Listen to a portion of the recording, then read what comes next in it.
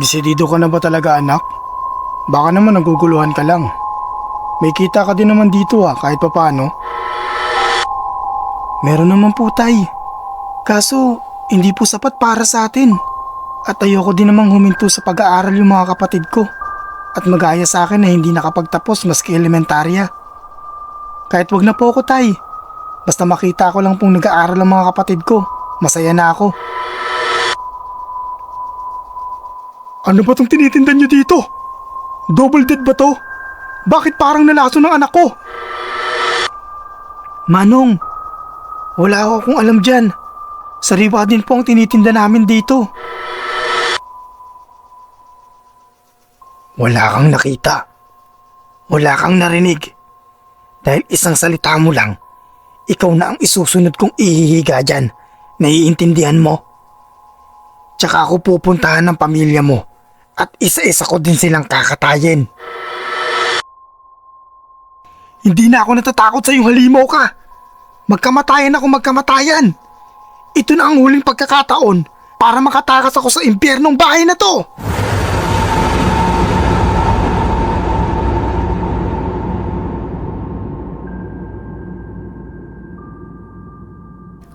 Mapagpalang araw sa inyo mga payaba, lalo na sa iyo Sir Vic, at sa bumubuo ng Lagim Diaries. Gusto ko lang ibahagi ang naging karanasan ko noon sa aking dating naging amo. Itago niyo na lang ako sa pangalang Arnel. Binata pa lang ako nang lumuwas ako sa Maynila para makipagsapalaran at doon magtrabaho. Isang gabi nun, nag-uusap kami ng tatay patungkol sa nais kong pagluwas sa Maynila upang doon makipagsapalaran. Mahirap kasi ang buhay namin sa probinsya, Sir Vic. Mababa pa ang sahod ng mga panahon na yun. Kung minsan nga walang-wala talaga. Tay, yung tungkol po dun pala, sa pasya ko na pagluwas sa Maynila. Tutuloy po ako sa Makalawa. Desidido ka na ba talaga, anak? Baka naman naguguluhan ka lang. May kita ka din naman dito kahit papano, di ba? Meron naman po, tay. Kaso, hindi po sapat para sa atin. At ayoko din naman pong huminto sa pag-aaral ng mga kapatid ko. At magaya po sila sa akin na hindi man lang nakapagtapos maski elementarya. Kahit wag na po ako, tay. Basta makita ko lang pong nag-aaral ang mga kapatid ko, masaya na ako. Sige anak, kung di na talaga kita mapipigilan. Total, pumayag na din naman ang nanay mo. Basta, mag-iingat ka lang dun anak. Huwag kang masyadong magtitiwala sa mga nakakasalamuha mo. Iba ang Maynila anak. Madaming mapagkunwari sa lugar na yun. Opo tay, pakatatandaan ko po yan. Isa akong taga-katay ng karne sa amin sa probinsya. Kaya naisipan ko na pumasok muna sa palengke. Hindi ko na lang babanggitin yung mismong pinangyarihan ng kwento, sir, para iwas na lang din tayo sa issue. Matagal naman na ding nangyari to, kaya ibabahagi ko na lang ito sa inyo. Nakapasok ako nun sa isang palengke na pagmamay-ari ng mayamang tao doon sa lugar. Nung una ay ayos naman ang pagtatrabaho ko hanggang sa may matuklasan akong karumal-dumal na pangyayari. Bali ganito kasi ang setup ng trabaho namin. Ang katayan mismo namin ay doon sa bahay ng amo ko. Tapos dadalhin na lang namin ito sa palengke kinaumagahan na. Bawal kasi mismo doon sa may palengke magkatay. Isang gabi nun, habang nagkakatay ako, ay nakarinig ako ng mahihinang ungol na nagmumula sa loob ng silid ng aking amo. Akala ko noon ay may ginagawa lang ang aking amo at ang kanyang babae. Mahilig talaga kasi itong boss ko, Sir Vic. Manyakol kumbaga. Sa bagay, meron din naman kasi itong angking kagwapuhan. Matikas ang pangangatawan at merong salapi. Itago na lang natin siya sa pangalang Alberto. Halos gabi-gabi nun ay may dinadala siyang babae sa silid niya. Iba't ibang babae kada gabi. Walang palya yun. Pero hindi pa ako nakakapasok sa kanyang silid, kaya hindi ko masabi kung ano ang meron doon sa loob nun. Bali sir, sa gilid ng kwarto kasi ni boss, doon ang pwesto kung saan ako nagkakatay. Pero nagulat ako nang ang ungol na yun ng babae ay palakas ng palakas na para bang nasasaktan. Grabe naman yun. Parang ganadong-ganado sila.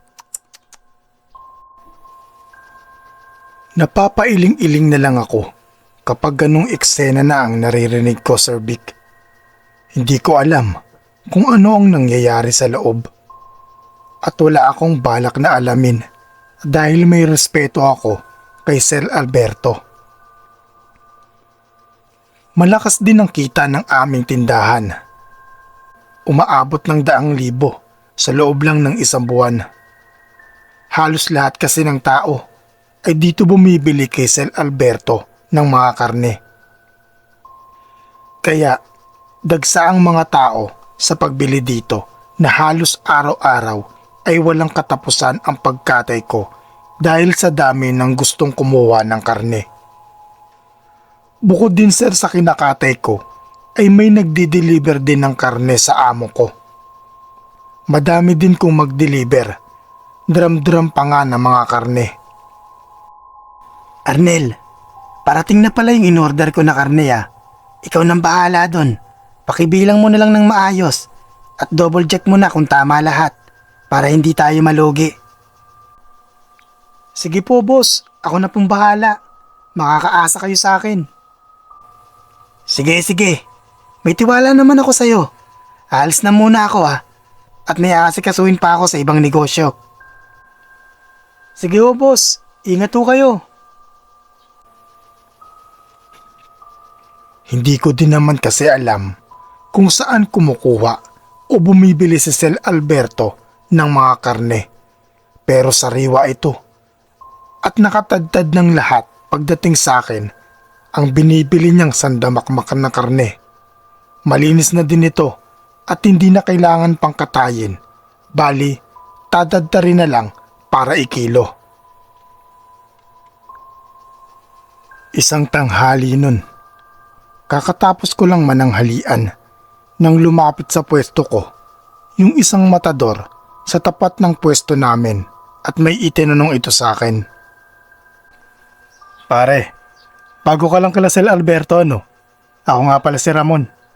Kakarating ko lang, nagbakasyon kasi ako. Pero matagal na akong nagtatrabaho dito. Ah, oo pare. Nung nakaraan lang ako. Ako naman si Arnel. Ikinagagala kitang makilala Arnel. Pero tanong ko lang, nasa na nga pala si Linda, yung tindera nyo dyan? Napaisip naman ako sa sinabi nitong si Ramon. Kasi hindi ko kilala yun at wala namang nababanggit sa akin ng amo ko na may tindera pala dati dun sa pwesto na yon. Sinong Linda pare? Hindi ko yata siya naabutan dito. Ganun ba? Sige pare, natanong ko lang naman kasi nililigawan ko yun eh. Nagulat lang ako kasi wala na siya. Ganun ba pare? Sige, hayaan mo. Mamaya itatanong ko sa amo ko yan kung nasaan na yan si Linda. Sige pare, salamat. Simula nung araw na yon, naging kaututang dila ko na si Ramon. Palagi na din kaming magkasama. Minsan pa nga ay nagiinuman pa kaming dalawa. Kinahapunan nun, kinausap ko yung amo ko patungkol sa itinanong sa akin ni Ramon tungkol nga doon kay Linda at kung nasaan na ito. Si Linda ba? Wala na yun. Umalis na sa akin yun bago ka dumating. Nabuntis daw ng nobyo, kaya nakipagtanan. Isinama yata sa probinsya ng lalaki. Nakabali pa nga sa akin yun eh. Bakit mo naman naitanong? Wala naman boss. Tinatanong lang ng isang matador dun sa pwesto. Si Ramon. Ah, si Ramon. Oo nga, alam ko nga nililigawan niya yung si Linda. Ang saklap nun. Pag nalaman niya na wala na si Linda kasi nabuntis ng iba.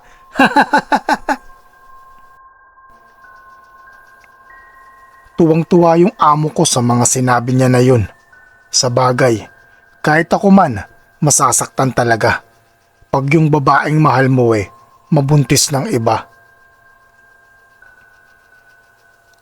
Halos gabi-gabi talaga ay may naririnig akong ungol sa loob ng silid ni boss. Nasanay na nga ako kasi yun naman ang laging ginagawa nun. May silid din naman ako, medyo may kalayuan din sa silid ni sir. Pero naririnig ko pa din palagi ang ungol ng babaeng dinadala ni sir sa kanyang kwarto. Aaminin ko sir, na kapag ganun parang natutukso din ako na gawin yun. Pero pag naririnig ko na nag-iiba yung ungol ng babae, parang kinikilabutan na ako. Isang umaga ay may pumunta sa tindahan namin. Nagrereklamo na ang anak niya ay sumakit ang tiyan at ngayon ay naghihingalo na sa ospital matapos umanong kumain ng karne na binili nila sa amin. Ano tong tinitinda niyo dito? Double dead ba to?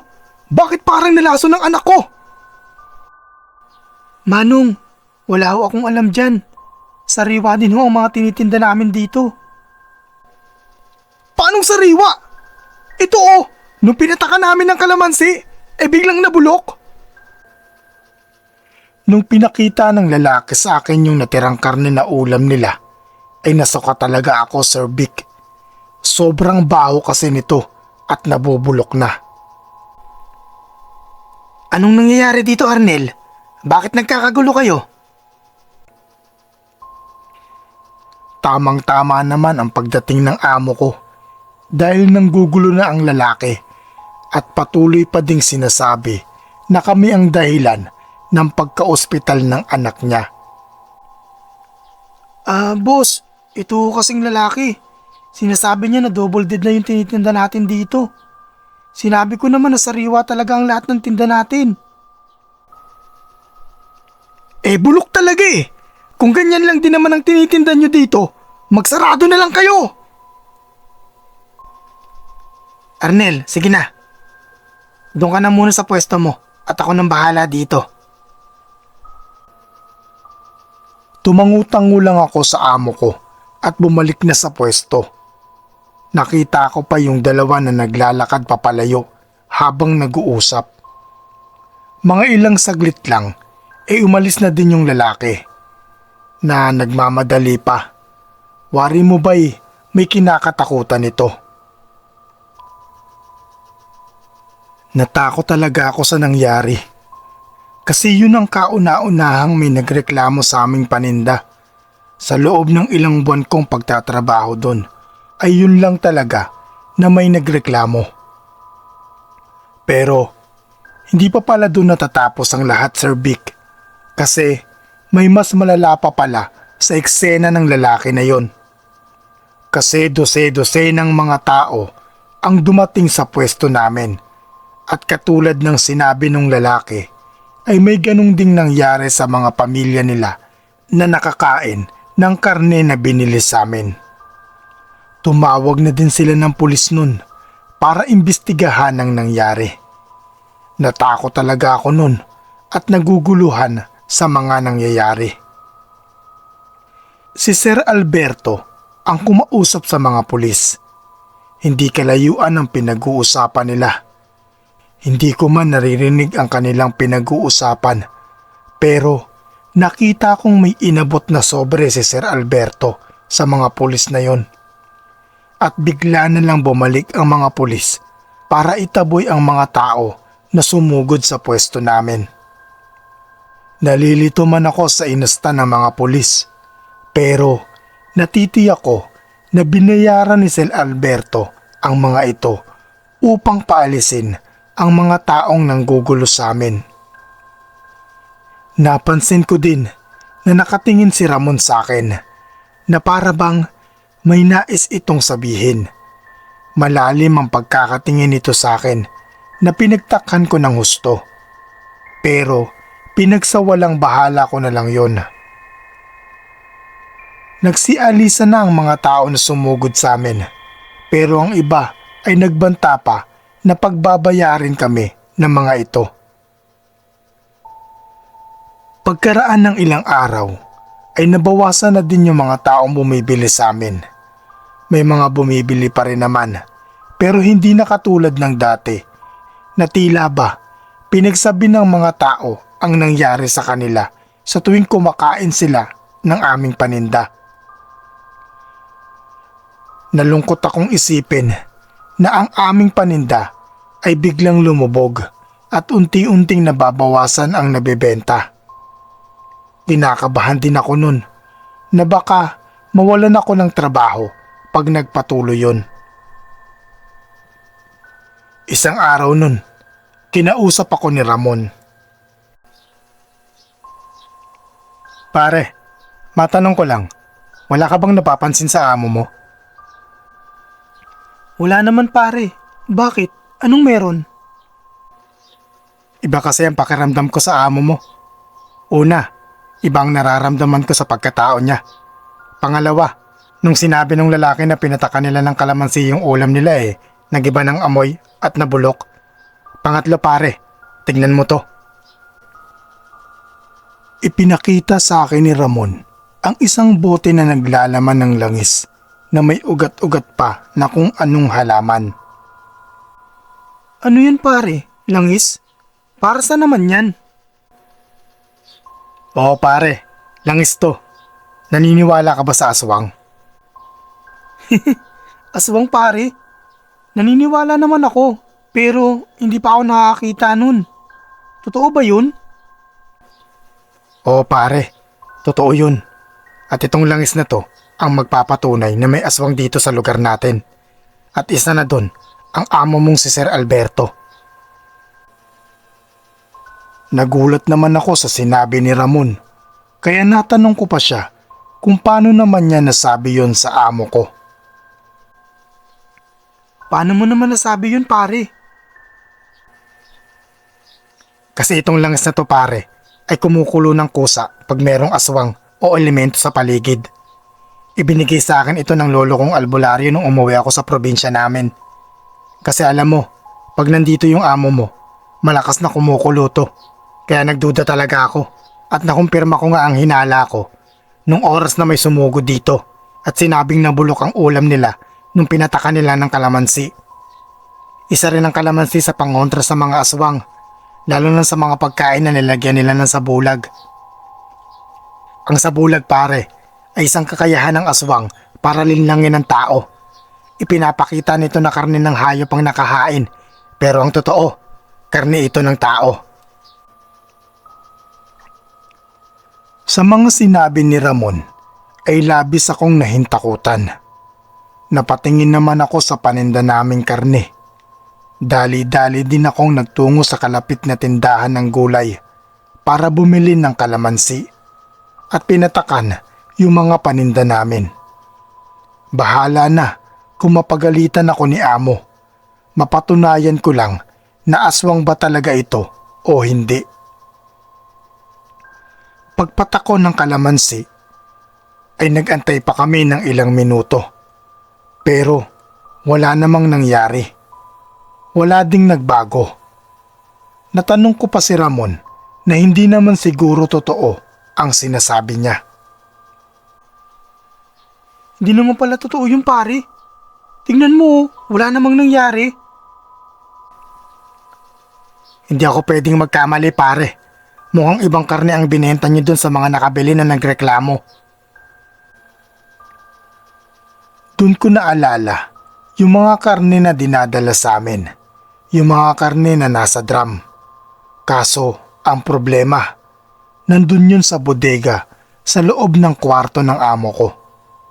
May daanan naman sa labas, kaso nakasarado yun lagi at tanging si amo lang ang may hawak ng susi. Kinausap ko na lang si Ramon at sinabi dito yung tungkol dun sa drum na maraming karne. Nagwika naman ito na kailangan naming gumawa ng paraan para mapatunayan namin na aswang talaga ang amo ko. Sumang-ayon naman ako dito at sinabi na gagawa ako ng paraan para makapasok sa kwarto ng amo ko. Lumipas pa ang mga araw, dinagsana naman ang negosyo ni Sir Alberto. Biglang nagsibalikan yung mga taong bumibili sa amin ng karne. Hindi naman ako nagtataka kasi hindi na tinitinda ni amo yung galing dun sa order niya. Kaya naging malinis na ulit ang lahat ng paninda niya. Hindi pa din nawawala ang lagi kong naririnig sa kwarto ni Sir Alberto. Siguro nga dahil sa mayaman si Sir, kaya kahit sino mang babae ang gustuhin niya, kaya niyang bilhin. Pero di na gaya ng dati na naiinggit ako sa amo ko na yun.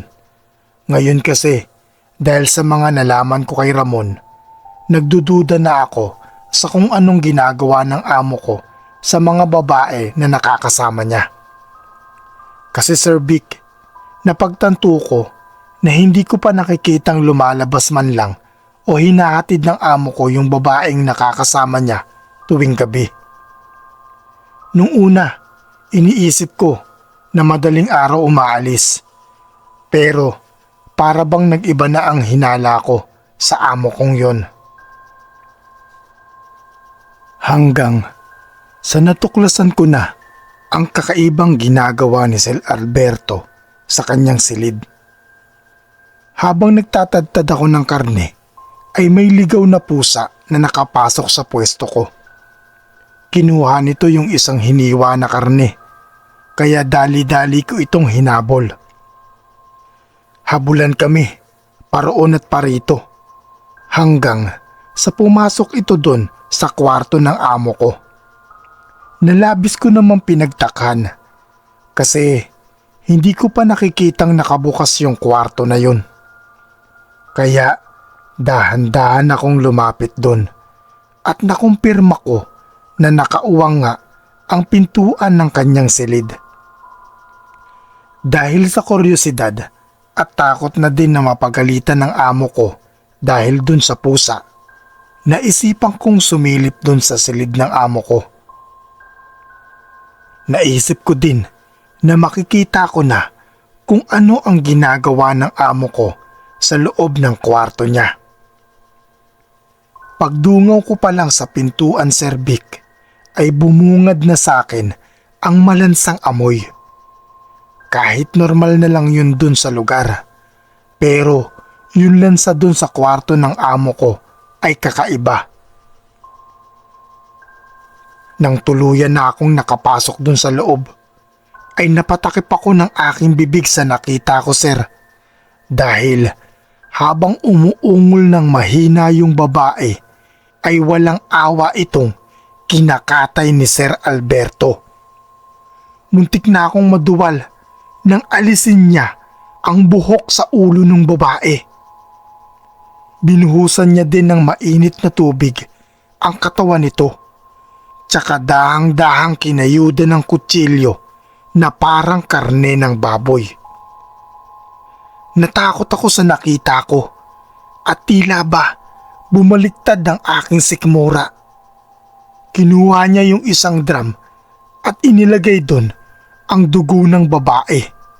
Tsaka niya ito pinagtatadtad na para bang isang karne. Tsaka isa-isang nilagay doon mismo sa drum. Doon, Sir, hindi ko na talaga napigilan na hindi mapaduwal. Kung kaya narinig ako ng amo ko na isa palang aswang. Nanlaki ang mga mata ko nang napalingon siya sa akin at halos mapaatras ako nang makita ko ang panlilisik ng kanyang mga mata Tsaka niya hininto ang ginagawa at dahan-dahang lumapit sa akin. Kaba at takot ang nararamdaman ko nang papalapit sa akin si Sir Alberto. Tsaka siya marahang bumulong sa akin. Wala kang nakita, wala kang narinig. Dahil isang salita mo lang, ikaw na ang isusunod kong ihihiga dyan. Naiintindihan mo. Tsaka ako pupuntahan ng pamilya mo at isa-isa ko din silang kakatayin. Sa sobrang takot ko, ay napatangu-tangu na lang ako sa kanya. Tsaka niya ako sinenyasan na bumalik na sa trabaho. Nanginginig pa din ang mga kamay ko habang nagtatadtad ng karne. Iniisip ko pa nga na baka tao din yung kinakatay ko. Maya-maya lang ay lumabas si Sir Alberto at ibinigay sa akin ang isang drum na naglalaman ng mga karne. Tsaka niya ako tinignan ng may pagbabanta. Lumipas pa ang mga araw at hindi ko pa nagagawang umalis sa pinagtatrabahuan ko. Dahil bukod sa wala akong mapupuntahan, pinagbantaan din ako ng amo ko na pupuntahan niya ang pamilya ko sa may probinsya upang paslangin din. Kaya nanatili ako sa madugo at masela na trabaho ko kay Sir Alberto. Isang araw nun, naisipan kong sabihin kay Ramon ang lahat ng nalaman ko. Pare, may sasabihin ako sa'yo. Ano yun pare? Tungkol ba yan sa amo mo? Ano, may nalaman ka? Oo pare, totoo nga ang sinabi mo. Naaspang si Sir Alberto pare. At kumakatay siya ng tao para ibenta. Tama nga talaga ang hinala ko. Hindi ako nagduda sa kutob ko. Anong plano mo ngayon paring Arnel? Humahanap lang ako ng magandang tiyempo pare. At isa pa, pinagbantaan niya na ang pamilya ko ang magbabayad kung umalis ako o di kaya magsumbong. Natatakot ako pare. May pagkakataon din na nagpapatulong siya sa akin sa pagkatay ng tao. Para siyang demonyo pare. Tuwang-tuwa pa siya sa ginagawa niya. Huwag kang mag-alala pare. Gagawa tayo ng paraan para tapusin ang kabaliwan niyang amo mo. Pagbabayarin ko siya sa ginawa niya kay Linda. Anong ibig mong sabihin pare? Anong nangyari dun kay Linda? Nakausap ko ang kapatid ni Linda pare. At ang sabi niya sa akin, hindi daw umuwi si Linda. Mga 1 linggo bago ka dumating at bago siya mawala. Pinalabas lang ng amo mo na nakipagtanan ito sa sinabi niyang nobyo. Pero hindi daw ganun ang nangyari pare. Wala daw nobyo si Linda. Marahil, kinatay din ito ng amo mong aswang. Walang hiyang amo mo na yan. Magbabayad siya.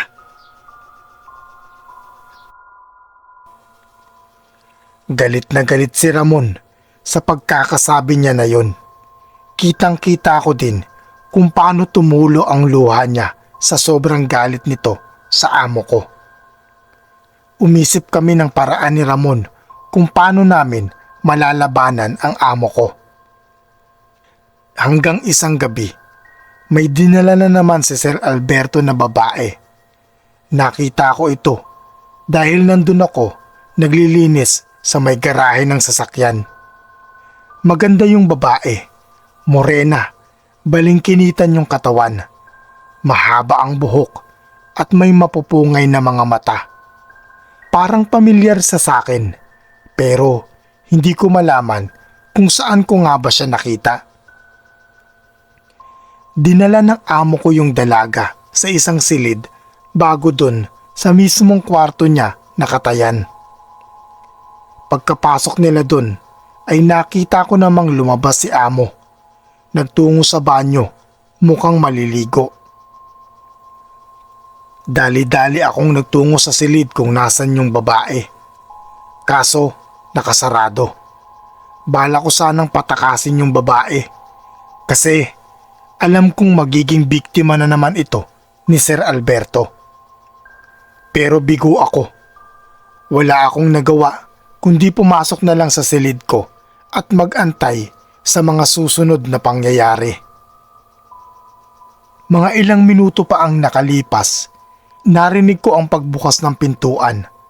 Mukhang magsisimula na sila, sir.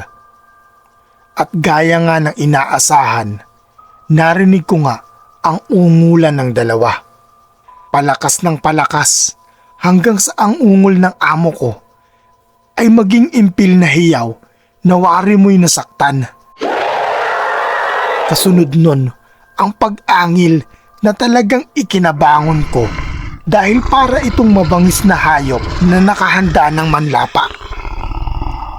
Dali-dali akong lumabas sa kwarto at dun ko nakita ang paglabas din ng babae na walang saplot at may dugo sa kanyang kamay, muka at katawan. Hawak-hawak nito ang isang punyal na yari sa tanso base sa kulay nito. Patakbong papalapit sa direksyon ko ang babae. Pero yung dugo ng babae ay mukhang hindi galing sa kanya, kundi galing dun sa isang halimaw na kasunod niyang lumabas sa kwarto. Hawak-hawak ang isang mata nito na dinadaluyan ng masaganang dugo. Walang hiya kang babae ka! Pagpipira-pirasuhin kita! At ako mismo ang kakain sa katawan mo! Arnel! Huwag mong hayaang makatakas yan! Hulihin mo siya! Galit na galit ang nilalang na nag-utos pa sa akin na hulihin ko yung babae. Napatulala naman ako at hindi makagalaw ng mga oras na yun. Nang bigla na lang akong hinila ng babae at sinabihan na tumakbo na din. Kaya ganun nga ang ginawa ko, Sir Vic. Sumabay na ako dun sa babae. Yung amo ko naman, galit na galit pa din na humahabol sa amin. Hanggang sa makarating kami sa parte ng bahay na wala ng daanan at lulusutan. Na-corner na kami ng nilalang. Dahan-dahan itong papalapit sa amin. Yung babaeng kasama ko, kahit nakapormang lalaban, alam kong natatakot din ito. Dali-dali kong kinuha ang punyal sa babae at sinabihan ito na ako na ang lalaban. Kumuha lang siya ng tiyempo para makatakas. Hinubad ko ang damit ko at ipinasuot ito doon sa babae. Narinig ko naman na tumawa yung nilalang.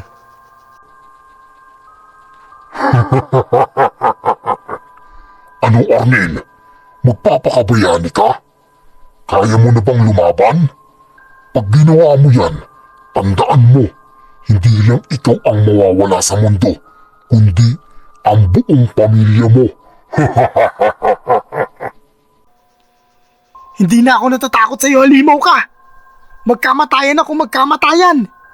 Ito na ang huling pagkakataon para makaalis ako sa impyernong bakay na to! Sige bata, pagbibigyan kita! Biglang sumugod ang nilalang sa akin. Dali-dali ko namang tinulak yung babae upang hindi ito madambahan ng nilalang. Sinabihan ko ito na tumakbo na at humingi ng tulong sa labas. At dali-dali naman itong tumalima. Nang makaalis na yung babae, ay doon na ako nagpasya na makikipagsabayan na ako sa amo kong aswang. Dali-dali kong inilabas ang langis na ibinigay sa akin ni Ramon. Kumukulo pa ito. Agad kong binuksan ito at ibinuhos dun sa patalim na hawak ko. Sabi kasi sa akin ni Ramon na mas magiging matalab ito sa mga nilalang kagaya ng aswang dahil meron itong orasyon ng lolo niyang albularyo. Makunat din daw kasi ang balat ng aswang kung ordinaryong patalim lang ay hindi ito uubra. Umangil ang nilalang habang pasugod sa akin. Tinamaan ako nito ng matatalim niyang kuko. Buti na lang hindi ako napuruhan dahil nakaiwas agad ako. Ngunit hindi ko napansin yung isang braso pala niya ay papasugod na din sa akin. Tinamaan ako nito na agad kong ikinatalsik sa pader. Sobrang sakit. Nahilo ako kasabay ng pagbulwak ng dugo sa aking bibig. Papalapit na naglalakad sa akin ng halimaw. Sa nanlalabo kong paningin ay may naaninag akong figura ng isang tao na patakbong lumalapit sa amin. Hanggang sa marinig ko na lang ang isang tunog ng latigo kasabay ng paghiyaw ng nilalang na wari mo'y nasaktan ito. Paulit-ulit na hinampas ng misteryosong tao ang nilalang. Hindi ko sila makita ng maayos dahil sa dugong tumutulo sa buong mukha ko galing sa ulo ko at hilong-hilo na din ako. Hanggang sa marinig ko ang isang pamilyar na boses. Arnel! Arnel! Tapusin mo na! Itarak mo sa puso niya ang punyal! Si Ramon. Doon ako nahimasmasan. Agad kong hinawakan ng mahigpit yung punyal at dali-dali ang tumayo. Kasabay ng pagtara ko sa punyal sa dibdib nito na siyang ikinasigaw nito ng malakas. Nakakapanghilakbot ang bawat paghiyaw nito. Nakatayo pa ito na akmang dadakmain ako nang bigla na lang itong tumumba. Nakatitig pa ito sa akin at nagwika ng, Wala kang utang na loob, Arnel. Inampun kita dito at pinagkatiwalaan. Pero ito lang ang igaganti mo sa akin. Pero, ayos lang. Sa dami kong kasalanan na nagawa, siguro, karma ko na talaga to. May pakiusap lang ako sa'yo. Bago ka umalis dito, sunugin mo na ang mansyon at kunin mo na yung safety box ko. Doon nakalagay ang lahat ng kayamanan ko. Sa'yo na yun. Huwag ka nang babalik sa magulong lugar na to. Madami pang kagaya ko na naninirahan dito. Pag nalaman nilang patay na ako, paniguradong pag-aarian nila itong lugar ko na to. Kaya magmadali ka na. Huwag mong kalimutan ang bilin ko. Sunugin mo ang lugar na to para walang makinabang dito na kalahi ko. Yung passcode ng kahon ay nasa ilalim, nakasulat. At doon, binawian na ng buhay ang amo kong aswang. Hindi din ako makapaniwala na sa ganon magtatapos ang pagsasama namin. At hindi ako makapaniwala na ibinigay niya sa akin yung natitira niyang kayamanan. Dali-dali kong sinunod ang sinabi nito. Nagtungo kami ni Ramon sa bodega at kinuha ang galon-galon ng gasolina. Binuhos namin ito sa kada sulok ng bahay. Kinuha din namin yung 3 safety box ng amo ko bago sinunog yung bahay. Madalian din kaming umalis sa lugar upang hindi na kami makita ng kahit sino man dun sa labas. Yung bangkay ni Sel Alberto ay inilagay ko sa kwarto ko para isipin ng mga pulis na ako mismo yung bangkay na makikita nila doon pag humupa na yung sunog.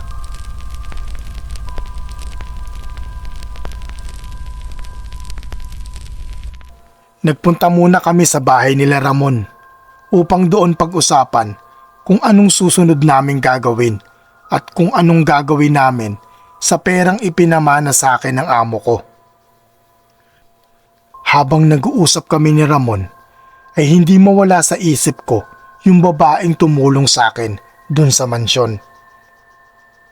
Nasabi ko pa kay Ramon kung nasa na kaya yung babae na yun. Nang manlaki ang mga mata ko, Sir Vic, sa nakita ko. Kasi yung babae ay nandun mismo sa bahay nila Ramon at tinawag ni Ramon ito na ate. Siya nga pala, Arnel. Ate ko nga pala, si Rowena. Nagkatinginan kaming dalawa ng babae. Nahiya naman ako dito, kaya ako na ang unang nagbawi ng tingin. hindi ako nakasagot at tanging pagngiti na lang ang natugon ko dito. Nagpasalamat din sa akin si Rowena sa pagtulong ko sa kanya. Ganon din naman ako. Labis ang pasasalamat ko sa kanya. Halos magkaidaran lang kami ni Rowena. Doon na din naikwento sa akin ni Ramon ang isa pa niyang plano para patayin ang amo ko. Pinagpanggap niyang bayarang babae si Rowena at pinag-antay niya ito sa labas ng gate ng mansyon. Nang dumating si Sir Alberto, ay doon na lumapit si Rowena para alokin ito ng panandali ang aliw. Na agad namang sinunggaban ng amo kong hayok sa laman. Nabanggit ko din kasi kay Ramon na mahilig sa babae yung amo ko. Kaya yun ang naisip nilang plano. Na hindi naman nila sinabi sa akin. Para daw mas magmukhang totoo ang lahat. Kasi kung malaman ko daw na kapatid ni Ramon si Rowena, ay baka gumawa ako ng hakbang na siyang ikasisira ng mga plano. Kaya tumangu-tangu na lang ako sa sinabi nila. Kasi umubra nga naman ang kanilang mga plano. Nung ding gabi na yon, nagpasya kami nila Ramon na umuwi na muna sa kanya-kanya naming probinsya upang doon nga magsimula ng panibagong buhay. Binigyan ko din si Ramon ng parte doon sa perang pinamana sa akin ng amo ko. Pero bago ako umuwi sa amin, ay sumama na muna ako sa probinsya nila Ramon. Mga ilang buwan din ang nilagi ko doon. Doon din nahulog ang loob namin ni Rowena sa isa't isa. Kaya doon ko din hiningi ang kamay nito sa kanyang mga magulang. Nung umuwi ako sa amin, kasama ko na si Rowena. Doon na din kami nagpakasal at doon na rin nanirahan ng tahimik. Buong akala ko, Sir Vic, hindi ko na ulit mararanasan ang aswangin. Pero nagkamali ako. Kasi muli naming naranasan yun. Nung panahong ipinagbubuntis ni Rowena ang panganay naming anak. Pero sa susunod ko na ibabahagi yun, Sir Vic. Kaya hanggang dito na lang po muna. Sa uulitin po, sir. Salamat.